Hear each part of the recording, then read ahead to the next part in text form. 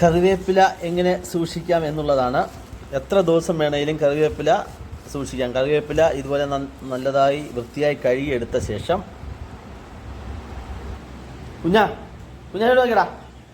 ഇങ്ങോട്ട് നോക്കിയേ. ഇവൻ്റെ കുറുമ്പ് കാരണമാണ് പൊക്കത്തിരുത്തിയിരിക്കുന്നത്. അപ്പൂപ്പനെ അതുപോലെ കുറുമ്പ് കാരണമാണ് പൊക്കത്തിരുത്തിയിരിക്കുന്നത്. രണ്ടുപേരെയും പൊക്കത്തിരുത്തിയിരിക്കുകയാണ്. അപ്പോൾ കുഞ്ഞവറാൻ ഫാമിലിയുടെ ചെറിയ ടിപ്സാണ്, നിങ്ങൾക്കെല്ലാം അറിയാവുന്ന ടിപ്സാണ്. അപ്പൂപ്പൻ പൊക്കത്താണ്. അപ്പോൾ ഇതുപോലെ കരിയാപ്പിലയെല്ലാം അടർത്തിയെടുക്കുക.